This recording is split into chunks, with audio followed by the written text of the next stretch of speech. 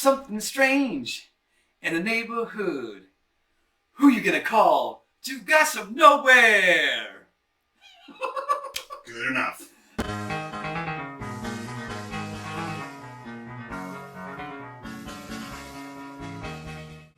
All right, so welcome back to our 46th episode of Mystery... Oh, wrong podcast. Right, wrong podcast. Okay.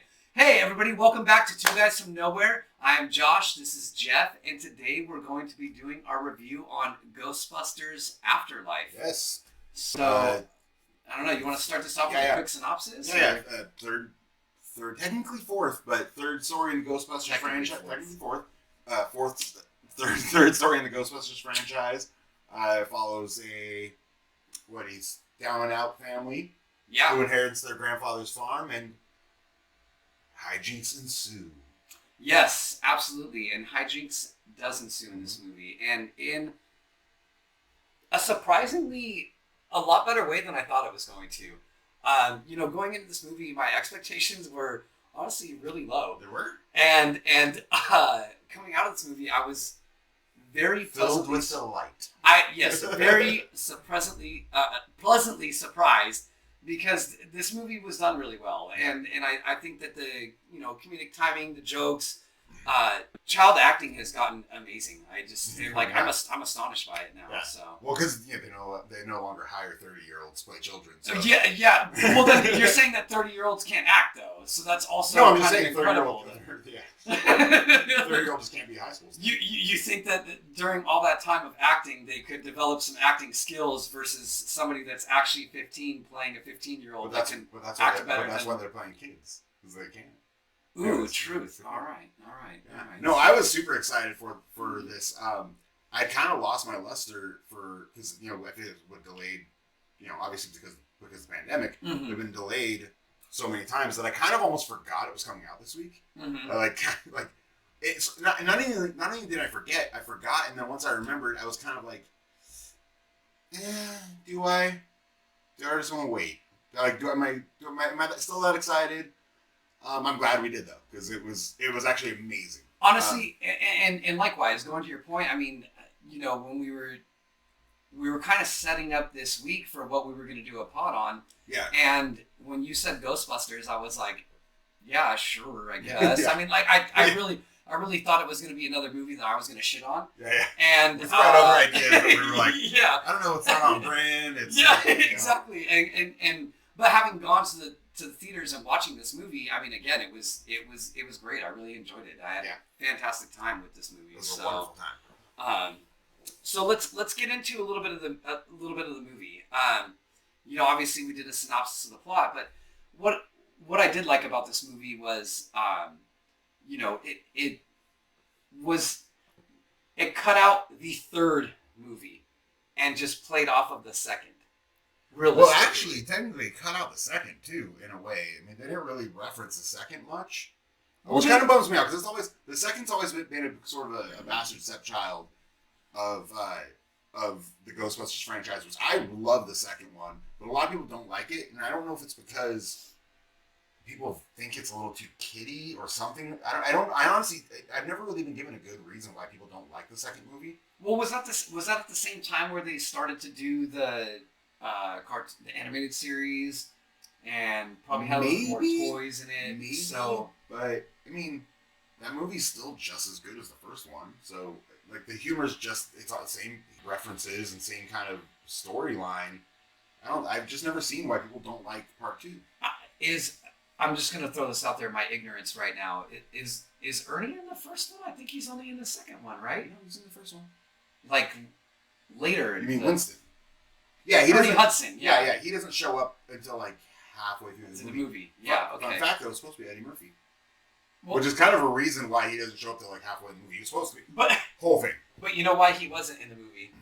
It's because his girl wanted to party all the time. Party. Yeah, she did. Dude, that's a banger. Don't talk shit. No, it's a great song.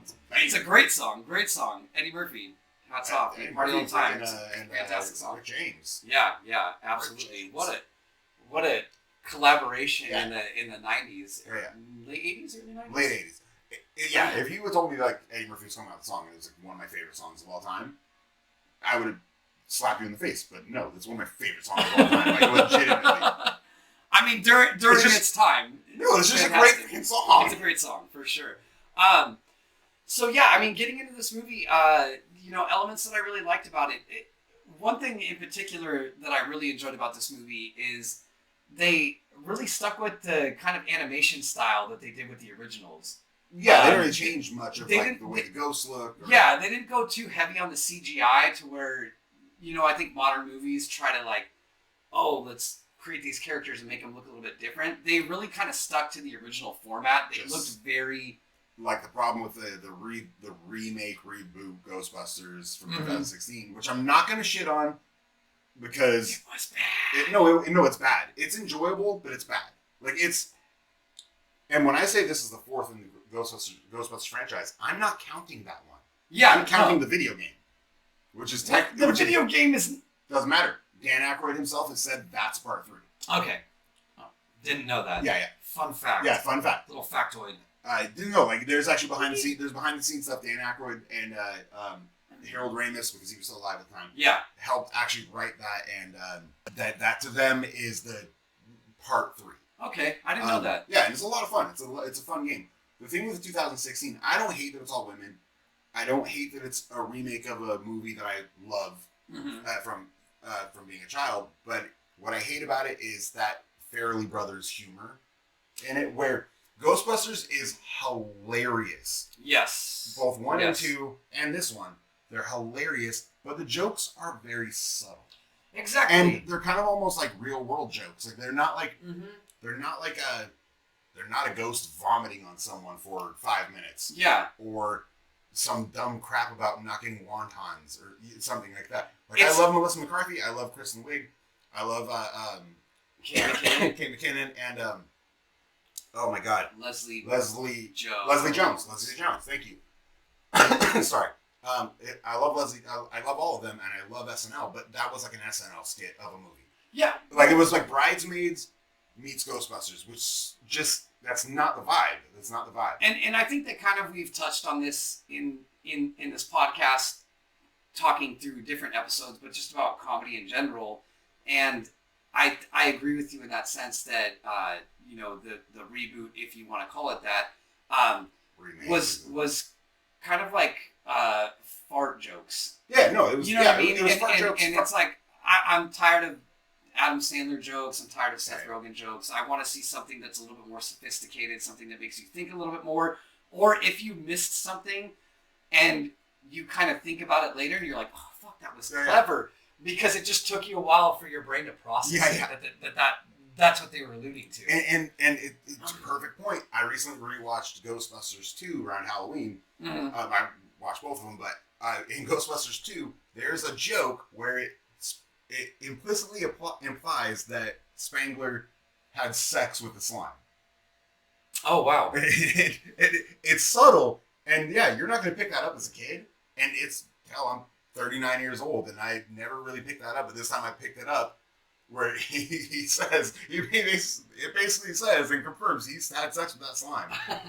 That's taking the petting zoo to a different level, right? So, yeah, getting into this movie, but I thought the setting was very well, because... It was very well? Fuck you! Because you can't focus on the individualized characters living in, rather than a bigger city, a smaller city, where they're having to focus on their development. You disagree. I just don't know what you're talking about. I mean, like... It's true, yeah. Because he's... kind of one of the jokes, he's constantly looking for cell phone, looking for bars, and then she's also looking for a bar, the mom, Callie, which is... Pause, because we just said looking for cell phone. Not service, not reception, just looking for cell phone. Just as... I know if you would shut the fuck up for 5 seconds. Check. Alright. Oosa. Alright. So, the setting of this movie takes place in Oklahoma, which I thought was really cool. It's good to see... was it Oklahoma or was it Kansas? It was Oklahoma, because the kid's wearing an Oklahoma City Thunders hat when he walks in with Paul Rudd's. Okay. That can stay. That's banter. All right, no, okay, fine. All right, So yeah, I mean, this movie, I think the setting was done very well. Oklahoma, small city. Obviously where the family goes to move to, and Somerville. I'm assuming it's like a made up town. I don't know if anybody can find it on the map. Let me know. But I thought it was a great setting for this movie. I think it was a great area for them to kind of explore really this apocalyptic idea, the end of the world coming, and it's all coming out of a small rural town in the middle of nowhere. Because you know what it is? It's the Stranger Things and Scooby-Doo vibe. It's what it is. It's the paradox. Not a paradox. It's just that vibe. Like, it's, Stranger Things. We grew up with like Goonies and stuff like that, and Stand By Me, and that kind of story has gotten a lot of resurgence with Stranger Things. True. And then like it's also the Scooby-Doo vibe with the kids trying to like figure everything out. And yeah, it is kind of it's better to do that kind of thing in a small town. You can't really do that. Yeah. Right, because realistically, if you were in a bigger town, it's like you would assume that the cops would handle it, SWAT team, whatever. Not like a group of misfits kids, like running out and figuring out how to trap ghosts and put Gozer away. Yeah, and really wouldn't make sense, right? Learning about the Ghostbusters via YouTube. Yeah. Well, there was clearly a bar, and he finally got some bars. That's why they were able to, get that technology to work for them. And that was a great joke too. When Mom says there better be a bar. Yeah.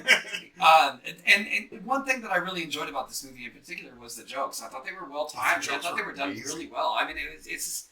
You have Paul Rudd, who's just always hilarious. Yeah, absolutely. Callie, the mom, was just her dead. Totally getting like the idea of like being a single mother and raising these kids and then kind of like they're kind of down and out, and it's just one kid who's kind of weird, the other one's entering his teen years, and he no longer wants to just hang out with his mom. He's literally open up with her cutting his hair while he's eating breakfast. Yeah. And yeah, her jokes, like her line delivery was just great. Yeah. Her line deliveries were fantastic. Yeah. So I want to hear your take on like a couple of the elements that you really liked about this movie. The Scooby-Doo vibe, and like again, the Stranger Things Scooby-Doo vibe really worked for me. I did think the pacing was a little bit slow in the beginning. Absolutely. Early on. It had a really good opening scene with who we know is Spank. The one thing too about this movie is that a lot of it was kind of telegraphed in the trailer. So it's kind of like, it's almost like we could tell spoilers, but were they really spoilers? Because a lot of the trailer kind of telegraphed everything. Not in a giving it away kind of thing, but you definitely got the point of the story. Yeah. These kids are clearly Egon's grandkids or kids. So that wasn't really entirely clear, but they're clearly related to Egon. Clearly, the others were going to come back, and clearly they were going to find the ghost hunting equipment that Egon had in his house. That's literally everything that happens in the movie. It's just you get like a lot of humor, a lot of really cool visual effects. The one thing I really like is that the tagline "Afterlife" actually had meaning. Absolutely, and that's because always sometimes a movie gets a tagline like that. Your first inclination is that either has something to do with the plot, and it usually doesn't. It's usually just some arbitrary word that, like, look at any Hellraiser movie, or any of the Resident Evil movies. Like tagline, it has nothing to do with the movie. It's just thrown on there. Matrix Reloaded also because you're just reloaded. Anyway, but I like that the tagline "Afterlife" really actually had a poignant part to play in the movie. That's a great word, by the way. I know. I'm good. I'm full of them. Yeah. But needs practice. Huh? Needs practice. Needs practice. The f*** was I saying? You were talking about the tagline and just how you felt that it went well. That's what it was. It went really well with the movie, and that it actually played into the plot and played into the story, and it wasn't just some, again, arbitrary word that was thrown in. Given that, I mean, this is opening scene. It's Egon Spengler dying. And again, everything was telegraphed in the trailers. So when you got that opening scene, it was really cool the way they did it, hiding his face, because, R.I.P. Rest in power, Harold Ramis. Yeah, absolutely. It was really cool that they hid his face and just did that scene where, it was clearly Egon Spengler running away. It was like obvious from the get-go. And then Phoebe, the daughter, who was played by McKenna Grace. McKenna Grace was granddaughter. Was wonderful. Granddaughter, yeah. Granddaughter, finding all of his stuff and kind of finding his sort of workshop, I guess you'd call it. Yeah. But then also his ghost clearly leading her there and helping her out, helping her fix the proton pack. By just shining a light on things. And being like a guidance, like an assistance, like he was the breadcrumb of the movie. Yeah, which pays off really, really well in the end, which we'll talk about. That a little bit later. The elements of this movie that I really liked too was kind of the same thing. I mean, it clearly you saw the direction that this movie was going in, but I liked the way that they got you there. Yeah, and it was very fun. It was full of so many fun elements, and it felt to me very traditional Ghostbusters. Yes, no, that's my biggest thing. The comedic timing and the jokes and everything. I mean, even just kind of the layout with the cinematography, the scenery felt very traditional, and I love that. And I think that it's something that when movies try to do reboots now, they try to take away the elements of what made something good. It's so fun to see something return to the elements that made it good. And it's almost like a double-edged sword too. They either try to do one of two things. They either try to take away those elements, or basically redo the exact same thing, a la A Force Awakens. Yeah, exactly. Or this more is like when you do a sequel or another film in a franchise years later. There's always something missing because the original fans are sort of older now, and they might have some nostalgia for it, but they've also lost a little bit of interest or love for it.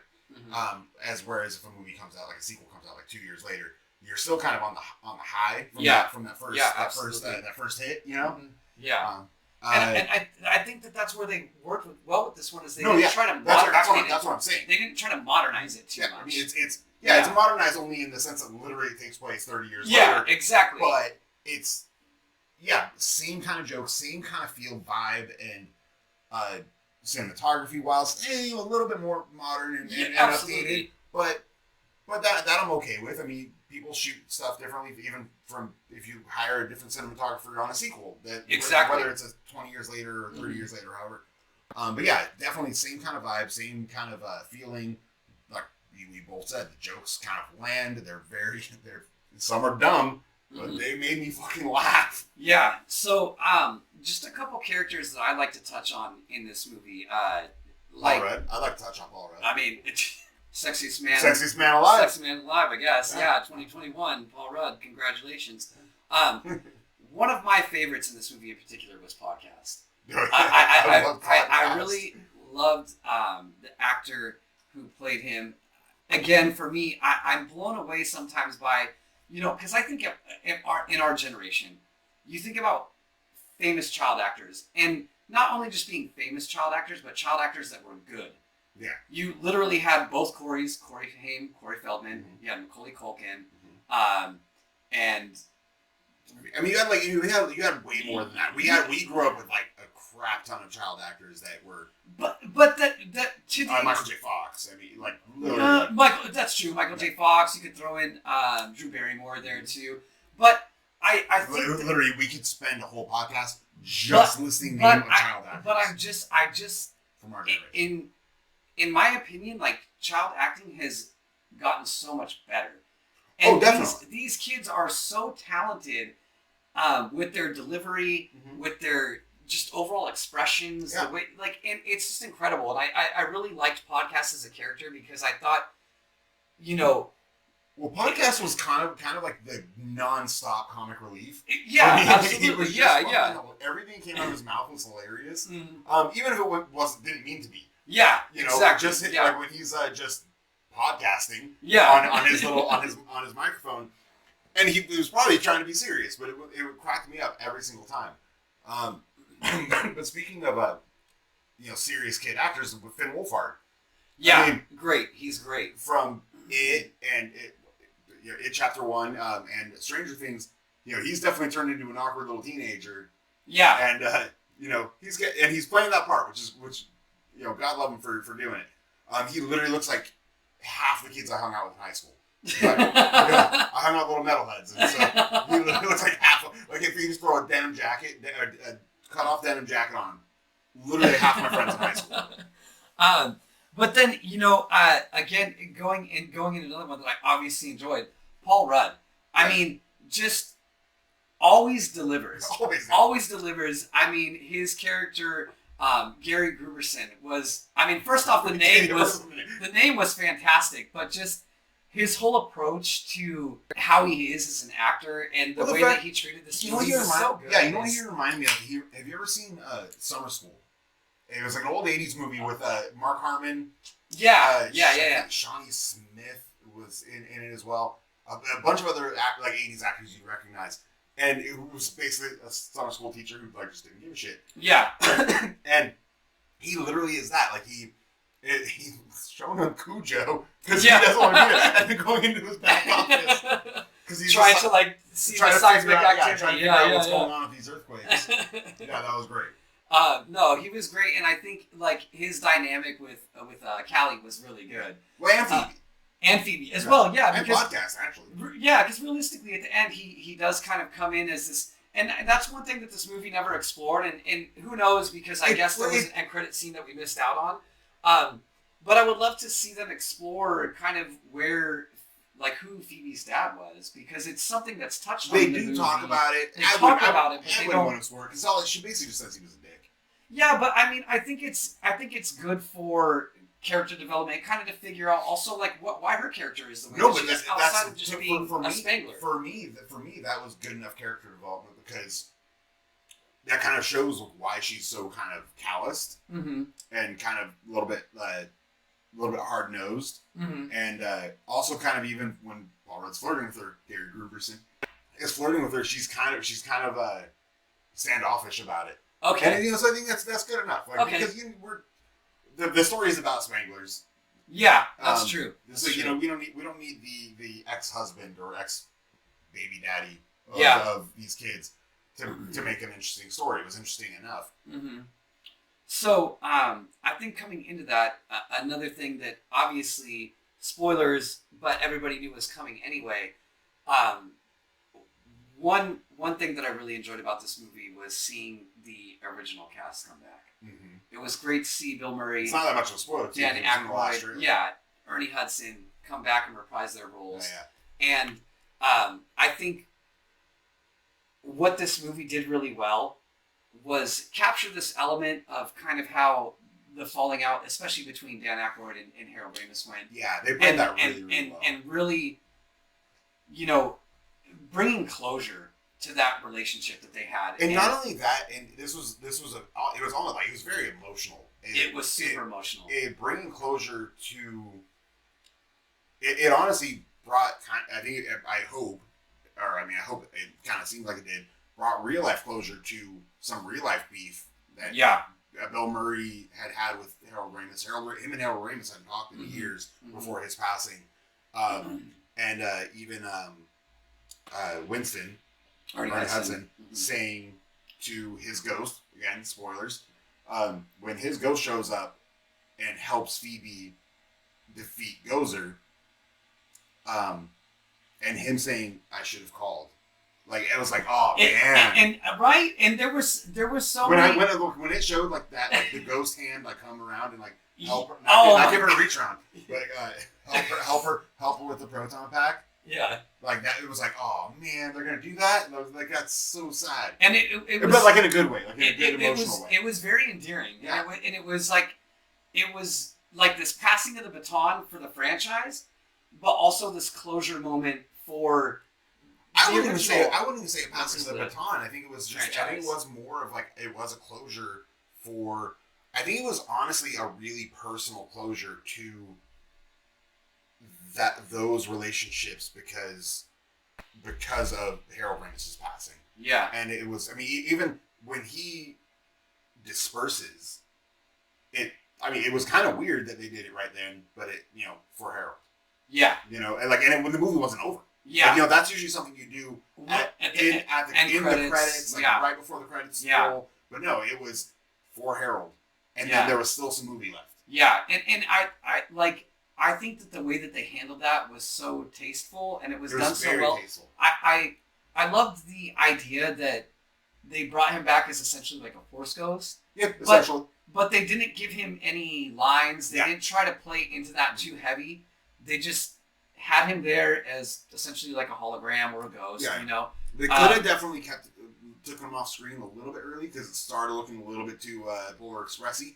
But CGI, but again, exactly. It was very endearing and it was great. It was good that they gave him that time, and just I think the closure and everything, that end scene of this movie is really beautiful. Yeah, it's done it was really beautiful. So I think. Obviously, I'm a soppy bitch. Me too. I'm pretty sure I teared a little bit. Like honestly, Asal will always call me out for crying in movies, and I do it all the time. So I'm pretty sure I shed a tear too because it was it was beautiful, very endearing. So just going into the plot of this movie. Just going into again? Well, no, touching on that to where it goes. Yeah. Obviously. They do revisit the idea of Gozer. Yeah. I'm kind of on the fence about that. I wasn't a huge fan of it. It was cool. It was cool, and the one thing, having the sort of Leninized body of Igor Shandor in the crypt with J.K. Simmons. J.K. Simmons. Yeah. with his silver. And he literally just gets ripped in half instantly. But it'd been really cool. It'd be really cool, if he got brought back and he killed Gozer to be, which that would have been really cool. But you got to repeat a lot of the same jokes. Again, it's sort of it's the double-edged sword of, do we do the exact same thing again, or do we just try to make it in the same vein? For me, they nailed it doing both. Yeah, just kind of giving it a little bit of each. Yeah. Even when the original Ghostbusters come back. You're not trying to reinvent the wheel. You're just putting some rubber around the tread. Yeah, exactly. Yeah, precisely. You're giving the tread a little bit of a love. Exactly. But even so much so when Ray, Peter, and Winston come back, they kind of repeat some of the same jokes. They do that. Are you a god? Yeah. And I loved Bill Murray's delivery of, not this again. Yeah. Whatever the hell it was. He said something like, you know this, or something like that. That was great. And I thought it was a little lazy, but I definitely liked that it played into the plot of the reason Egon was there in the first place was he was trying to trap Gozer for good. Yeah, absolutely. And it kind of makes sense at that point because him being the dirt farmer, and why did he kind of isolate himself? Because he really was trying to finish a job that he felt wasn't done. Yeah. He was. It shows throughout the film that he was, doing a lot of research, and because of the things, they never really reference part 2, but I feel like that still. I feel like when Ray's talking to Phoebe on the phone when she's in jail. Yeah. You think he referenced something else happening. He does reference other ghost things they were doing, or other ghost hunting they were doing, and I feel like maybe that was also another thing, and he, maybe fell down the rabbit hole of maybe Egon just became a fucking conspiracy theorist. Yeah. He started reading QAnon, and just started doing his studies, but he was very focused on this particular thing. Yeah. So it actually plays. And one thing that I enjoyed in this movie, like just outside of that, as we're talking about Gozer and the ghosts and that whole aspect, was the return of the Stay Puft. But return of the Stay Puft. But this time being smaller versions of it, and they were just adorable. Okay. They were adorable in the sense that they would just they were just so ignorant to everything. Look, I loved. I'm just gonna tell something. One of my favorite scenes in this movie with the Stay Puffs, because there's countless. I mean, it was they're all over the place. They were all literally all over the place, and it was great to see them reprise a role in this movie. But in particular, which this would never happen in a Walmart. You're never gonna see a grill, with actual or a blender on. Or a blender on. Yes, those are things that you're never going to see. Yeah. You're not going to go into Walmart and be like, can I cook a steak on this? Yeah, sure. You can do it right here in the store. I mean, I don't know how you live in Oklahoma. But the Stay Puft as they're making s'mores and one of them's on the grill chasing the marshmallow as it's dying. And it's, it was hilarious. I thought it was hilarious. I really enjoyed the Stay Puft. Here's my thing. Reprising its role in this franchise. Here's the thing about the Stay Puft. Here's the thing about the Stay Puft, and we get into and then we can get our monkeys and finish this up.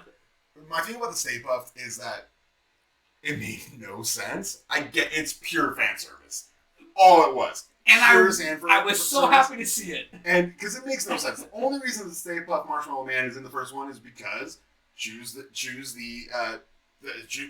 form of your destroyer line, and Ray thinks Stay Puft Marshmallow Man, which doesn't make sense. Because before he thinks of that, even before he thinks of that, Peter says, if we think about J. Edgar Hoover in a dress, we'll get J. Edgar Hoover in a dress. So the destroyer should have been J. Edgar Hoover in a dress.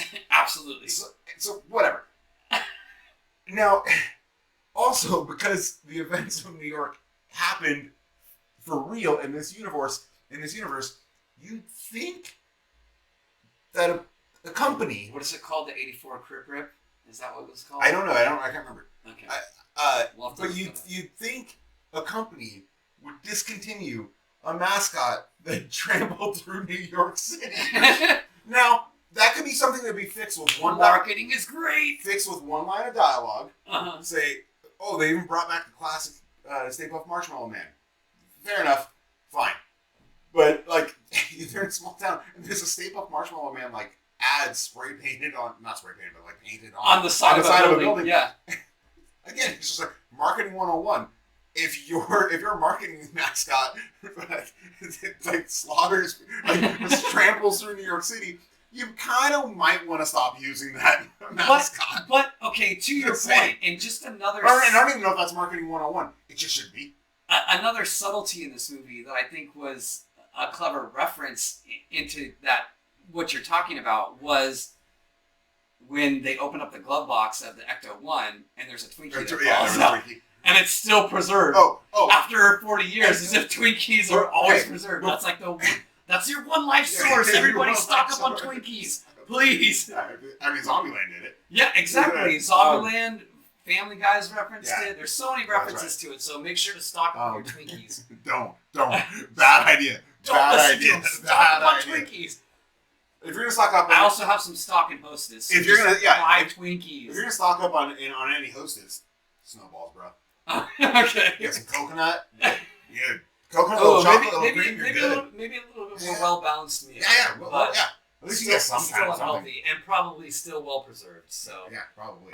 Anyway, speaking of that, before we get into our monkeys, the one joke that I fucking died laughing about because it was a callback to the first movie as well, is the Keymaster and the Gatekeeper, and what their meeting meant. And Bobcast was going, I'm guessing third base. Yeah!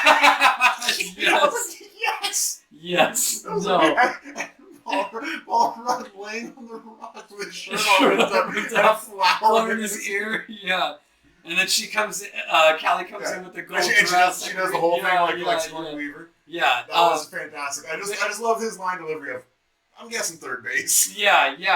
And again, Podcast was such a great character. I mean, okay, and before we actually get into our monkeys, I mean, Phoebe, was... obviously the star of the show. Yeah, absolutely. I thought it was a little bit weird that just the idea that her grandfather was a scientist was like made her a scientist. Yeah, that was weird. But it's not like a genetic aptitude. But they say that everything skips a generation. True, so why did you skip her mom? True. And fair enough. But it's just like science is like one of those things that you kind of like. I don't know. Maybe. Yeah, her interest in it, but like she's just like a really good scientist. Like, yeah, and she's rewired their neighbor's power. Yeah, I know, right? And one scene that I also, before we move on to our 12 Monkeys, that I also really liked about this that I wasn't able to just hit me now, was the chessboard scene. I really liked that. Yeah. I thought it was really well done. Really cool. Well, that was kind of when I started realizing that Egon's still there. Yeah, and as she resets up the chess pieces, like she comes back and one's moved, and then they're starting to play chess, and then obviously it kind of goes away. Yeah, it was kind of. But I also thought it was a very clever way to introduce Egon still being present in the house outside of obviously the reader, So and of course her jokes. Yeah, which absolutely. were bad. But we're great. I mean, what's the difference between a hamster? What do a hamster and a cigarette have in common? Once you put them in your they're both perfectly harmless until you put them in your mouth and light them on fire. Yeah, unless you're Richard Gere, you don't put them in your mouth. Wait, hey. So rumors. So that being said, our monkeys. Damn, that was Yeah. Anyway, that being said, let's go ahead and get into 12 Monkeys on Ghostbusters Afterlife, and I guess I'll start it off. Go ahead. I'm gonna give this movie 10 out of 12. It wasn't perfect, but I'm gonna be honest. This was one of the funnest movies I've seen this year. Yeah. I mean, my expectations for this movie were extremely low. I really thought I was gonna come in and just watch this movie and we were going to film this and I was just going to shit on it. And I came out the absolute opposite way. I had so much fun. We were in the theater watching it together and I just couldn't stop laughing the entire time. And it was so enjoyable. The acting was just fantastic. Jokes or saying Gary Gruberson. Yeah. Like, I don't know how many times I would say Gary Gruberson, but I said it a lot because I thought it was just fucking hilarious. But this movie really landed for me. I mean, it wasn't perfect, but it was honestly perfect in what I would expect from a reboot. Not a reboot, a sequel to a Ghostbusters movie. And this really landed for me. And it was a lot of fun. Acting was incredible. Jokes were on point. I really loved the animations that they did with the ghosts. It was completely a callback to the original. They did not try to do too much, and they also didn't try to do too little. It just felt very nostalgic to me, and I think that that's what I enjoyed about it the most. So yeah, 10 out of 12 for me. This was honestly a really fantastic movie, and I know that we just got done doing a review on Eternals, and I'm gonna throw this out there. This was a better movie than Eternals. I enjoyed this far much more than Eternals. No shit. I'm straight up going, and this is the first for you guys from nowhere. 12 out of 12. Wow. 12 out of 12. Wow. I mean, I love the Ghostbusters franchise. I even give a pass on the 2016 one. It's dumb fun. Mm-hmm. Like, it's not a good movie, but it's dumb fun. It's literally fucking dumb. Yeah, it's stupid. It's stupid. Just dumb. But I love SNL, so it's like, yeah, I can watch Kristen Wiig and Melissa McCarthy and the like be funny for an hour and a half. That's fine. Also, it's Chris Hemsworth, who's amazing. Yeah, and also, but he's also just dumb in the movie. But which it kind of makes funny. So that being said, like I love the I think it was 2008 video game. I might have to double check that. But 1 and 2 are amazing. They're fucking immaculate movies. My only issue with this movie is the pacing and the Stay Puft Marshmallow Men. But I get fan service. I get it. I get it. It was cute and it was Want fun. to see some more. It was cute and it was fun. But those were literally my only downs. The story was well paced, minus being a little slow in the beginning. Mm-hmm. Having Bill Murray, Dan Aykroyd, and Ernie Hudson, thank you, because I wanted to say Winston Zeddemore. Yeah. Having them back and kind of really repeating the ending of the first one, mm-hmm. but making it work, and then the really, really touching introduction, or I don't know. It was a really touching ending to have an appearance by Harold Ramis, mm-hmm. and just the whole movie worked for me. Yeah, I mean, this was completely enjoyable. I mean, and after seeing this movie, I really hope that they do another one, because hope that they do. But no, I hope they do another one, because it was, this is just the kind of heartwarming movie that you need, that just makes you feel good inside. You get some good laughs. Yeah. You get to turn off your brain and really just sit down and enjoy it. It was just fantastic. It was fantastic. We have nothing to say about the post-credit scene because we accidentally skipped them. So he always asks. Usually, always asks me if there's post-credit scene. He knows. I usually know. Blame him. I didn't think there was, so I didn't look into it. So unfortunately, that's going to be it for this episode of the podcast, because we don't have anything to say about the fucking end credits. So, but that being said, everybody, please remember to like, subscribe, comment. See what I did with my hands right there, getting a little clever. Ooh, even better. We could vote also if that's good. But we really hope that you guys enjoyed this episode of us reviewing Ghostbusters Afterlife. Thank you again for joining us in the Ritual Chamber, and we hope you have a great rest of your night or day. Oh wait, also that being said, I think I'm getting a call again. Who's gonna call? The Ghostbusters. Good job.